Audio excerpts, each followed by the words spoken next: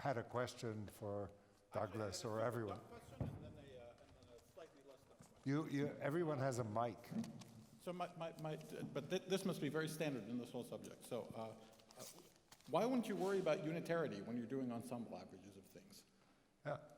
Well, is this thing still working? Oh, for you? Yeah, it's working. It should work for you. This works for me. Okay. So, well, it depends what you mean by unitarity. And so in a disorder average of quantum systems, you don't have all the properties of a usual unitary theory, but there's still sort of an avatar of unitarity. And an example of that is that these correlation functions, like the spectral form factor, should approach a particular type of constant value at late time. So there's a mathematical thing that makes sense, which is a disorder average of quantum systems, and unitarity implies something for that set of systems. It doesn't imply the same thing as it does for an individual quantum system. But if I take like some garden variety correlation function or something, or a scattering amplitude or something, I can't just average over coupling constants or whatever and get something unitary. That's right. But the average over unitary things will still have properties that a garden variety function won't have. You might be asking if we lived in a world that was really an averaged over a quantum mechanical system, we could see violations of quantum mechanics. Well, I think this was part of what was explained in the papers by Coleman, that an observer living in that world won't really notice it. It will just be that they might not know exactly what the fundamental constants are, and once they figure out what those things are, then physics will look normal to them. So they won't, in other words, the different sectors corresponding to different disorder in Coleman's picture are different superselection sectors, so you don't really access That's from the gravitational point of view, but this is, in this case, dual to SYK model, where you have a quantum mechanical system and you actually average over. And I think in terms of the boundary theory, there are violations of quantum mechanics that are not just fixing couplings. Well, it would be similar to having random couplings in the boundary theory. So, and I imagine, I don't know, but it might be that those have some implications in terms of randomness in the bulk theory that you can summarize with the wormholes, but you can also think about in a more UV complete way.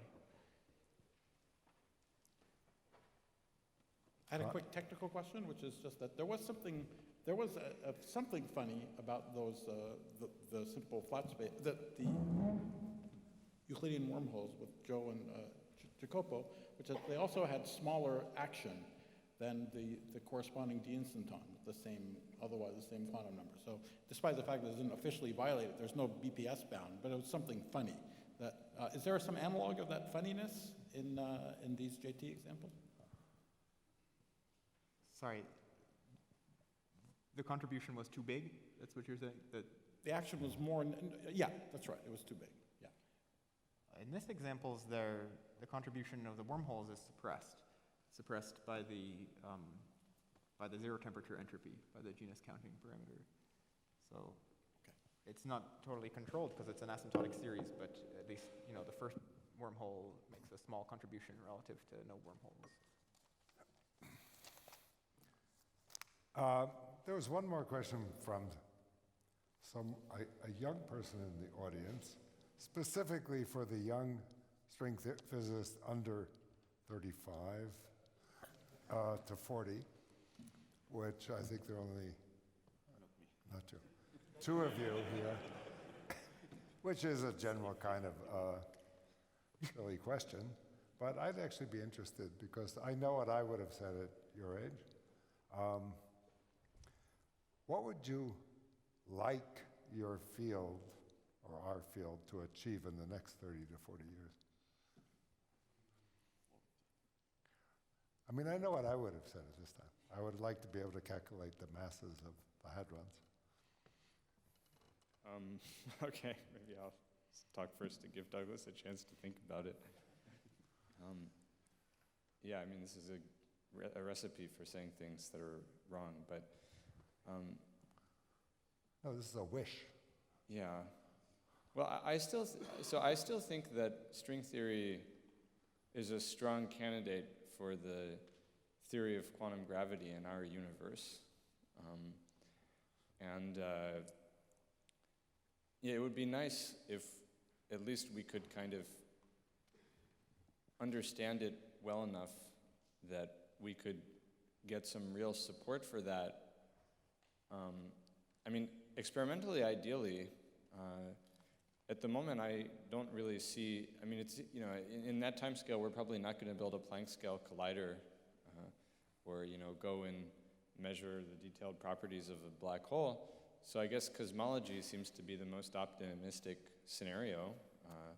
I guess my hope, although I don't know if it'll happen, is that we'll understand non-perturbative quantum gravity in cosmological situations well enough that we'll be able to decide this question of the landscape and, you know, not on emotional grounds, but on mathematical grounds, you know, and see if it really makes, you know, if it makes sense, if there's an actual theory there where you can compute and see what the expectation values are for the things like David was just mentioning, or, you know, masses and Yukawas, or at least the cosmological constant. And I don't think it's crazy that on a 40-year timescale we would understand that. I mean, if in 40 years we haven't understood it, then hopefully I'll be working on something else. You know, unless there's some other big surprise that comes. You know, and of course, then in the meantime, we'll learn all sorts of cool stuff along the way. Douglas? You want me to go to Daniel? You don't have to. I don't know. A computable theory of the beginning of the universe, I guess, would be nice. Okay. I mean, I'm having fun now. Isn't that the important thing? Sure. So, okay, let's say the circle is open for anyone who wants to ask anyone else in this circle, and then we can go to the larger circle. I have a question for Nadi. So, yeah, I'm curious about to what extent, you know, there's this tension between, we know a lot of quantum field theories already, but maybe we're just at the tip of the iceberg and there are a lot that we don't know, and I guess one can argue, and there are arguments in favor of either thing, but one thing that was really shocking to me are these fracton things. So maybe, yeah, I don't know, that seems to suggest that there's a wild, you know, craziness out there that is waiting for us.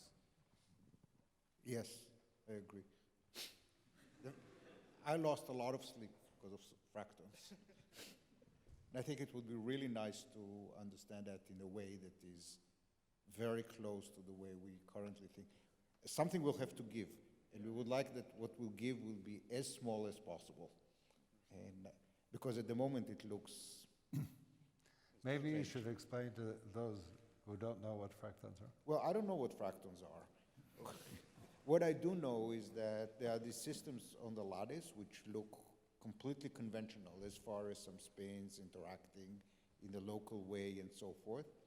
And they have a spectrum that does not fit what we would expect, the flow energies from a quantum field theory. And there are many different examples and they exhibit different phenomena. So it might be that it's not the tip of the iceberg, but instead what we see here is several different tips of different icebergs. And that's one of the reasons it is so confusing. But honestly, I tried to think about that. I did not get very far. But this is not the only one. There are many other things that tell us that there are many other systems that could be interesting. Well, I guess and even in the more, I'd like to emphasize that even in the more conventional quantum field theory, there are questions that I think will be very interesting to see a solution. For example, an analytic solution of four-dimensional infinite N gauge theory. That would be a fantastic question. We don't need to go outside the framework and so forth. Well, and so there's in a the long supersymmetric case, we've been assured that that's around the corner, right? Right. And this is probably within reach. I would not be surprised if this is, right. You need goals for 40 years, as in the previous question, but you also need more immediate goals. And I do not know how long that would take. But maybe I should say something else. The 40 years is a good time scale because I remember what I thought 40 years ago, and there were some questions on the table. Some of them were answered. Some of them were not answered, and they're still open questions. Some of them we understand today are not central questions. But on the other hand, we have, if you compare the understanding of physics today to the understanding 40 years ago, and you presented it then, it would have been totally unimaginable. And I remember senior people making predictions, and we've completely surpassed these predictions as far as what will be achieved. So I think you should be as ambitious as possible for the future. I have a question for Nati too, and sorry about that. You got a question of why there were so many dualities in relating quantum field theories, etc. So do you think that if we ever arrive to the best description of quantum field theory, there should be, in a way, no dualities, in the sense that all dualities should be kind of obvious? Well, do you define duality as a surprise, or do you find duality the way I described it? If you define it as a surprise, I think there shouldn't be any. For me, the surprise about, the thing about duality that I view as interesting is that it is surprising. We shouldn't be surprised by, we're not surprised by anything in classical mechanics. Right. There are beautiful results, but there's not something which is completely shocking. And so our asymptotic understanding of QFT should be one in which we don't get surprised anymore. so I once actually suggested what the test for asymptotic situation of quantum field theory is. I contrasted that with the situation of calculus, where all the books about calculus are more or less the same. They all teach things in the same order, and that's a sign that the field is mature. And yes, there are some more advanced things that are they're still progressing more advanced things, but the basics of calculus is stable. Now, if you look at books of quantum field theories, they're completely different. Even It books hasn't on been quantum streamlined. mechanics are. No, books on quantum mechanics, I think, have more or less converged. But books on quantum field theory are all over the map. So Nati, And I don't find any. I asked you a few years ago to write a book on quantum Yes. field theory. I'm Is this a still question waiting. for the? Yeah, you keep waiting. This 40-year time scale that To was. figure it out first, right? No, but I think it's a sign that our understanding is incomplete, that this field is not mature enough. And what it means in a more positive way for young people is that there's a lot to be done. Yeah. I have a question. Regarding the calculus and the surprise, I mean, I'm sometimes surprised by changes of variables in integrals. This is a model of a duality in calculus, right? An integral that has two different. Particle wave duality, X and P space. Yeah. That was one of the. Yeah, but now when we understand it as a change of variables, we're not surprised. So, Kramer-Wernier describe it as duality, two different I don't find Kramer-Wernier duality as surprising. I don't find electric-magnetic duality in Maxwell theory surprising. I do find it surprising in n equals 4 super Young Mills. That's an example, because we have no idea where it comes from. I thought it was six-dimensional. Okay, I find the existence of the six-dimensional 0-2 theories. The fact that its mere existence is surprising. Yeah, but that once it, okay. Douglas, do you have any questions for us? I just asked Nati a question. I know, you did. So who didn't ask a? I have a general question on something. Do I have to use this? Yeah, it would help so they can hear. So this may be something hopefully relevant on something less than the 10-year timescale, but on the general theme of the uniqueness of string theory. Of course, even putting aside the hope that we'd get a unique vacuum and so on, let's forget about that for a second. There is this whole set of questions about what sort of qualitative things we can and can't get from string theory, and I just want to, maybe even it was talked about at this conference earlier, but something that's even experimentally relevant on a time scale definitely shorter than 40 years, maybe, pretty soon, 5 years, still is to one way or another settle the question of whether large field inflation makes sense in string theory or not. Okay, so this is something, it's really too bad that we had not settled this before BICEP, so that when it first came out, we could say, no, can't be done, no way, this cannot be done, and we waffled and went back and forth about it. That's one of the great things about theoretical physics, say things that are impossible. And anyway, so I know that many people here know better than me. There's proposals for things that seem to make sense, but maybe they don't make sense parametrically. It's exactly in the neighborhood of things that there might be a deep reason why it's impossible that we haven't identified yet, or maybe not. But it's practical, it's in the neighborhood of things that are, close to the frontier of things that we understand, and I think it would be awesome if someone could make some breakthrough on that subject. That's one Well, we comment. missed an opportunity. There might be a discrepancy in the Hubble Right, constant. exactly. Well, yeah, And well, nobody anyway, predicted that, so there, definitely you know. true. That we could talk about that too, but that's real. It seems like total crap as far as as far as I can see right now. But maybe Sorry? not. Indeed, I know it seems very. Every model to explain it is total crap. But Yeah. So maybe there was a better way. Yeah. Anyway, but the second question, and this is also related to some things been talked about, is there is this obvious tension between the sort of two things that were learned in the second string revolution. It's roughly the sort of first part, the beginning and the end. The beginning is there is this one master theory, and we have all these different solutions of one single theory. Absolutely incredible unification on steroids. And then we have the sort of end, which is gauge gravity duality, and every quantum theory is dual to its own private theory of ADS gravity.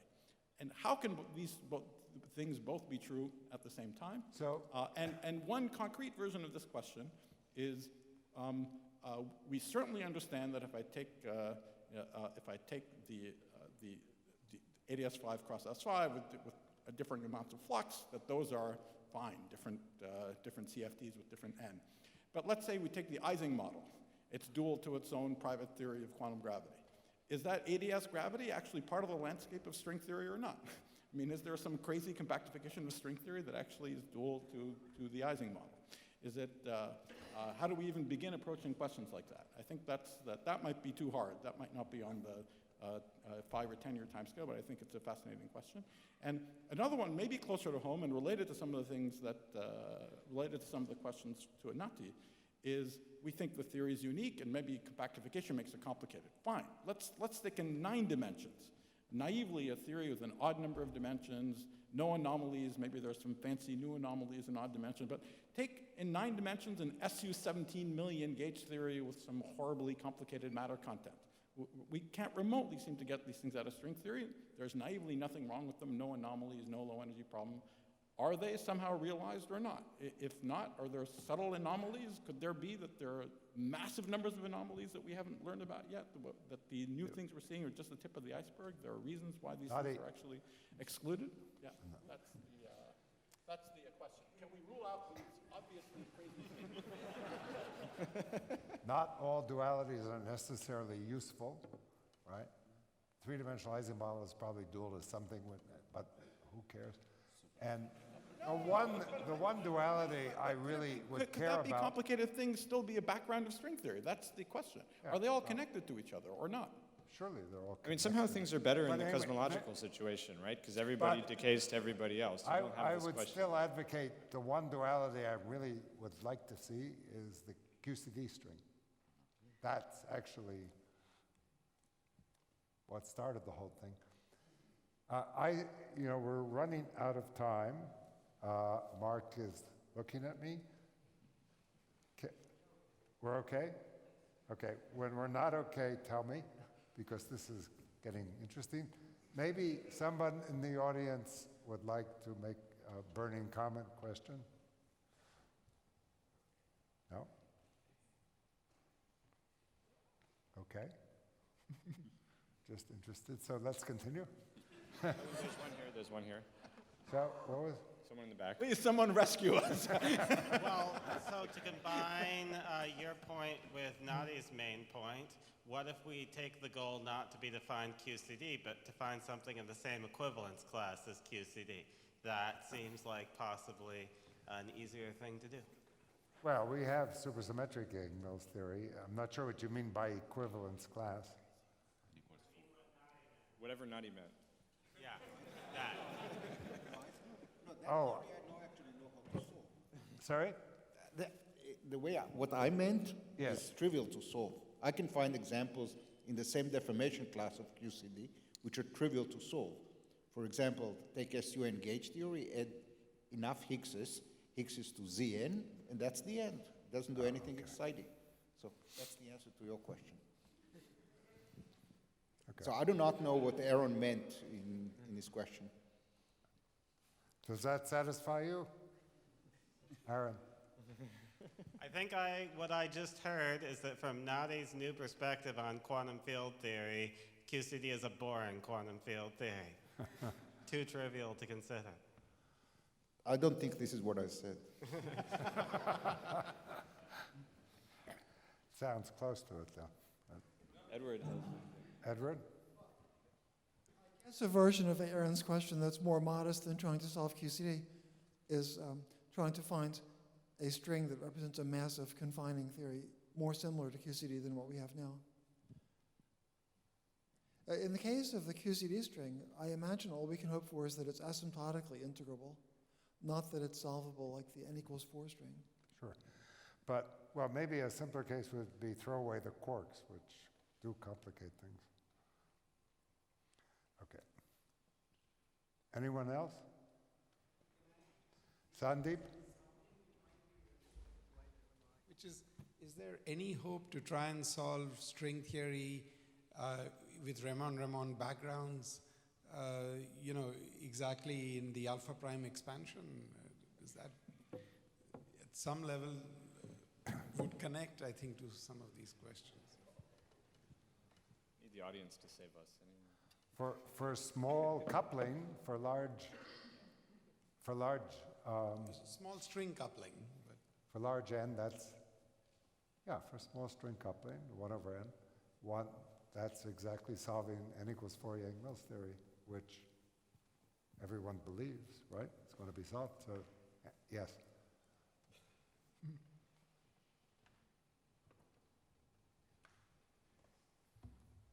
So Ashok convinced us in his talk that perturbatively we don't expect non-localities in string theory, but yet we are led to believe from the interior black hole discussion. I don't think that's true, as I remarked after the end of his talk. He just talked about there are many consequences of locality. One of them is analyticity, but there are others which have to do with asymptotic behavior in the complex plane. And that's sort of where perturbative string theory shows behavior that is contradicts local quantum field theory. Not analyticity, but behavior in the complex z-plane, in the complex momentum plane. But I think it's fair, like holography I think teaches us though that the non-perturbative effects in G-string are really non-local because once you include all those, then it's dual to a CFT in a lower number of dimensions. Right. So that's pretty non-local. That was exactly my question. What is the relation between non-perturbative effects and non-locality? Yeah, so somehow just within the alpha prime expansion, things are, I guess, basically local because the string interactions are local in the target space. They're just the splittings and joinings. But somehow once you include non-perturbative effects, quantum gravity really seems to be more non-local than that, although it has to somehow respect the locality of the boundary CFT still, exactly.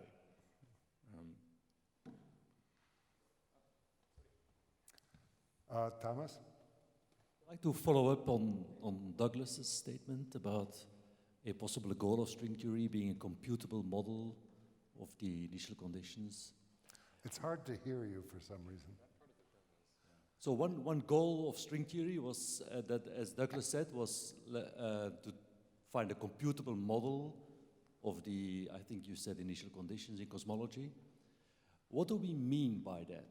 A model which explains correlations between all our data, a model which predicts our data, or a model which says something beyond what we can observe?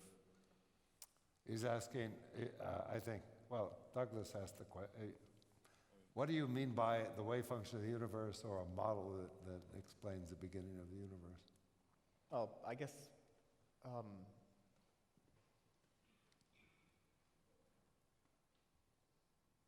some theory that allows us to compute the probability for the type of universe that we have and the wave function that we get at the end of inflation. Same goal as you. There are a lot of parameters in the standard model lambda CDM. It'd be nice to relate them.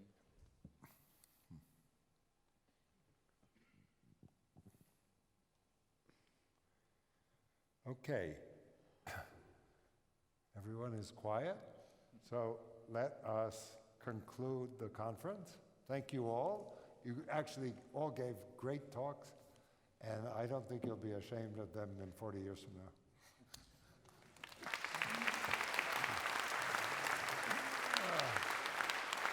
And before Mark comes up, I want to say on behalf of all of us, enormous thanks to a lot of people, but I don't know all their names, so Mark will thank them. But I want to thank Mark and Alex and everyone who made such an incredible conference, intellectually, food, weather, everything, dance.